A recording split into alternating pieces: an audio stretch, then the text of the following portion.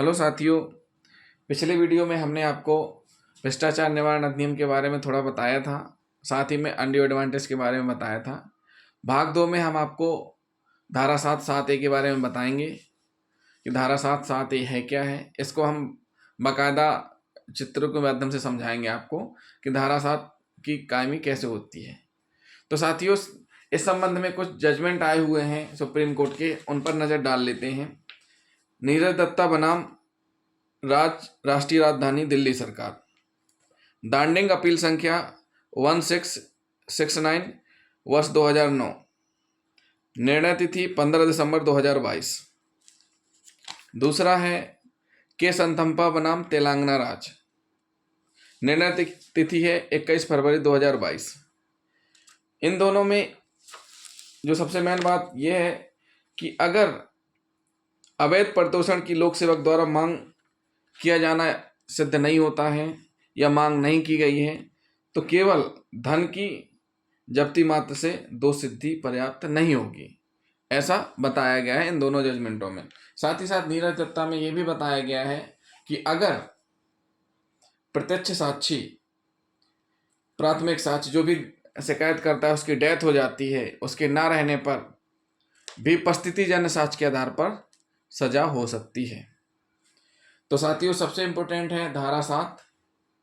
अगर धारा 7 की कार्रवाई हो गई है और आपने डिमांड की है तो उसमें कम से कम 3 वर्ष की सजा का प्रावधान है, अधिकतम 7 वर्ष। तो साथियों, जिन साथियों ने हमारा चैनल सब्सक्राइब नहीं किया है, हमारा चैनल सब्सक्राइब कर लें। हम पढ़ेंगे धारा 7 के बारे में डिटेल में। तो साथियों, सबसे पहले हम देख लेते हैं इस एक्ट के बारे में। इस एक्ट के बारे में यही है कि 1988 का भ्रष्टाचार निवारण अधिनियम संशोधित होकर 2018 में आ गया है। कुछ धाराएं बढ़ी हैं, पहले धारा 7 थी तो धारा 7(a) हो गई है, और जो धाराएं बढ़ी हैं उनके बारे में हम आपको डिटेल में बताएंगे।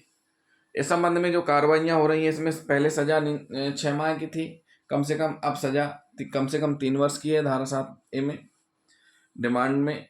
तो साथियों, हम आपको बताते हैं किस प्रकार से धारा 7 की कार्रवाई होती है। तो सबसे पहले देख लीजिए होता क्या है साथियों कि कोई भी पब्लिक सर्वेंट है जिसकी कहीं ड्यूटी लगी हुई है, मतलब एक ऑफिस दिया गया होगा उसको, उस ऑफिस में उसको काम मिला होगा, पब्लिक सर्वेंट है, पब्लिक ड्यूटी है और उसका काम है, काम यानी मोटिव जो धारा 7 में आता है।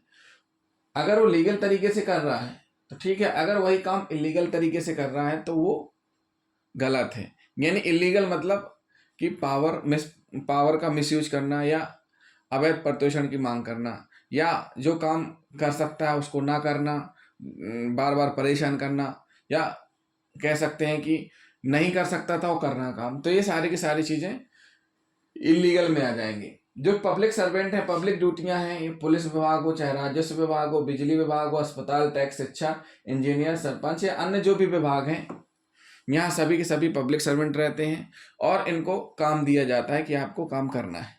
और काम क्या है? पब्लिक सर्वेंट यानी पब्लिक से रिलेटेड काम, पब्लिक के सर्वेंट हैं आप। तो इस यहाँ पर काम या तो प्राइवेट पर्सन का होगा आपसे या पब्लिक सर्वेंट का होगा, दोनों का होगा। क्या होगा? दोनों का काम होगा। पब्लिक सर्वेंट है या प्राइवेट है, दोनों के दोनों थाने कंप्लेन करने आ सकते हैं, FIR रजिस्टर्ड होगी। FIR में अनावेदक आरोपी प्राइवेट भी हो सकता है पर्सन और पब्लिक सर्वेंट भी अनावेदक आरोपी बन सकते हैं। तो दोनों का काम यहाँ पड़ रहा है। ऐसे ही राजस्व विभाग में भी पटवारी हैं, RI हैं, जमीन से संबंधित या जमीन के विवाद को लेकर के केस, तहसीलदार, SDM कोई भी हैं, सभी जगह प्रस्तुत किए जाते हैं। एक पार्टी आवेदक रहती है तो दूसरी अनावेदक रहती है। बिजली विभाग में मीटर लगवाने से लगाकर बिल भरवाने या जो भी अन्य काम है वो भी होते हैं। अस्पताल में जांच रिपोर्ट तैयार करवाने या जो भी कंपनियां रहती हैं उनका बिल पेमेंट करने से रिलेटेड काम होते हैं। टैक्स, शिक्षा, इंजीनियरिंग, सरपंच, सभी में कहीं ना कहीं डायरेक्टली काम पब्लिक का होता ही है। तो ऐसे स्थिति में साथियों होता क्या है कि जब प्रार्थी और पीड़ित आपके पास आ रहे हैं या अनावेदक है, पुलिस के खिलाफ, पुलिस के पास आवेदक ने आगे कंप्लेन की, पुलिस ने केस रजिस्टर्ड किया। अब पुलिस का काम क्या है? सीधे तरीके से लीगली काम करके अगर उस अनावेदक को या तो अरेस्ट करके जेल भेजे या जो भी कार्रवाई करनी है वो करे। बार बार ना बुलाए, ना ही परेशान करे, ना ही उससे किसी प्रकार की डिमांड करे, ना ही उसके ऑफर को एक्सेप्ट करे। तो अगर आपने अपना काम सही तरीके से लीगली किया है तो वहां पर डिमांड की स्थिति निर्मित नहीं होगी। अगर आपने किसी भी प्रकार की या तो रिपोर्टर या जो भी शिकायत पीड़ित है उसकी शिकायत दर्ज करने के नाम पे या धारा बढ़ाने के नाम पे, अच्छा केस मजबूत बनाने के नाम पर किसी प्रकार की, या तो आपने एक्सेप्टेंस की, सामने वाले का ऑफर एक्सेप्ट किया स्वयं के लिए या अन्य के लिए, तो भी आप धारा 7 के मुलजिम बन गए। अगर आप खुद अपनी तरफ से बोल रहे हो कि हम बड़ी धारा लगा देंगे या कुछ ऐसा कर देंगे, तो वहां भी आप डायरेक्ट डिमांड कर रहे हैं, वहां भी आपके खिलाफ धारा 7 की कार्रवाई हो गई। तो दोस्तों समझते जाना, ऐसे धारा 7 की कार्रवाई होती है। धारा 7 की स्थिति कब बनती है? मतलब सीधी सी बात है, कोई भी विभाग है, सामने वाला जो भी पीड़ित है या अनावेदक जो भी है, वो आके ऑफर कर रहा है। ऑफर में प्राइवेट या पब्लिक दोनों हो सकते हैं, या तो आप अपने स्वयं के लिए ऑफर को एक्सेप्ट करते हैं या किसी अन्य के लिए भी आपने एक्सेप्ट कर लिया, यानी अन्य पब्लिक सर्वेंट के लिए आपने एक्सेप्ट कर लिया। उस स्थिति में भी धारा 7 बनेगी।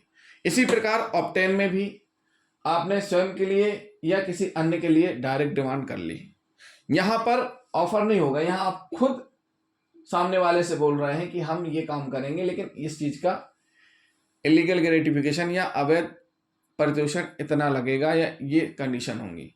साथियों, जरूरी नहीं है कि आप स्पष्ट रूप से बात रुपए ही मांगे, आप इनडायरेक्टली हाँ या इस तरीके से भी आप अगर बोलते हैं कि सामने वाले ने आपके पास कोई ऑफर किया, आपने हाँ बोल दिया कि हाँ हमें आपका ऑफर मंजूर है या हम कर देंगे आपका काम, तो भी आपने धारा 7 का अपराध किया।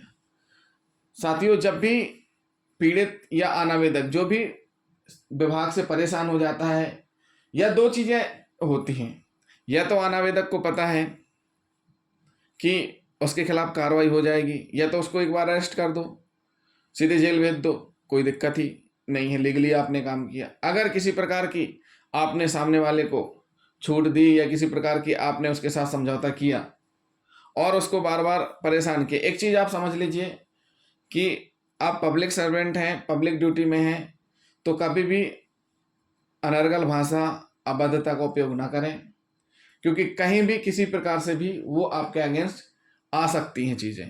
इसलिए साथियों ध्यान रखें विशेष तौर पर कि जब भी या तो पीड़ित या अनावेदक जो भी आपके पास आते हैं, जो भी लीगली है, उस तरीके से काम करें। अगर यहाँ पर प्रार्थी या अनावेदक को जो भी उसका काम है आपने नहीं किया, उसके ऑफर को एक्सेप्ट किया या सामने वाले से डिमांड करने की कोशिश की, तो वहां पर आपके खिलाफ शिकायत होने पर कार्रवाई की जाएगी, यानी कि आपने धारा 7A का अपराध घटित कर दिया है। तो जो भी एजेंसियां हैं, CBI, लोकायुक्त, EOW, विजिलेंस, इनका काम है शिकायत मिलने पर तस्दीक करना, तो वो विधिवत गोपनीय तरीके से कार्रवाई करती हैं अपनी, उसके बाद फिर केस रजिस्टर्ड हो जाता है। तो साथियों, जिनको भी अभी भी अगर धारा 7A समझ में नहीं आ रही है तो हमें कमेंट करके बता सकते हैं, हम और अच्छे से समझाने की कोशिश करेंगे। एक बार फिर से हम आपको बता देते हैं कि जो भी पब्लिक सर्वेंट रहते हैं उनको क्या रहता है, क्या वो पब्लिक ड्यूटी करते हैं। देखिए इस तरीके से और थोड़ा समझ लीजिए कि वो पब्लिक सर्वेंट हैं, पब्लिक ड्यूटी कर रहे हैं, उनकी तरफ से कोई एजेंट या कोई प्राइवेट व्यक्ति जब भी या तो एक्सेप्टेंस करता है सामने वाले का ऑफर या ऑब्टेन करता है किस चीज के लिए, जो उनके पास पेंडिंग वर्क है उसको लेकर के जब भी एक्सेप्टेंस या ऑब्टेन होती है, तो उस स्थिति में भी धारा 7A की कार्रवाई होती है। अगर आप डायरेक्ट डिमांड कर रहे हैं, एक्सेप्टेंस कर रहे हैं या अनड्यू एडवांटेज के लिए बात कर रहे हैं या ऐसा अवार्ड या रिवार्ड के लिए, तो ये कंडीशन धारा 7 अवैध प्रतिषण के लिए मानी जाएंगे, जिसमें सजा का प्रावधान पहले 6 माह का था, अब कम से कम 3 वर्ष और अधिकतम 7 वर्ष का हो गया है। जिन साथियों ने हमारा चैनल स्वीकार नहीं किया है, हमारे चैनल को सब्सक्राइब कर लें। अगले वीडियो में हम आपको धारा 8 के बारे में बताएंगे। थैंक यू दोस्तों।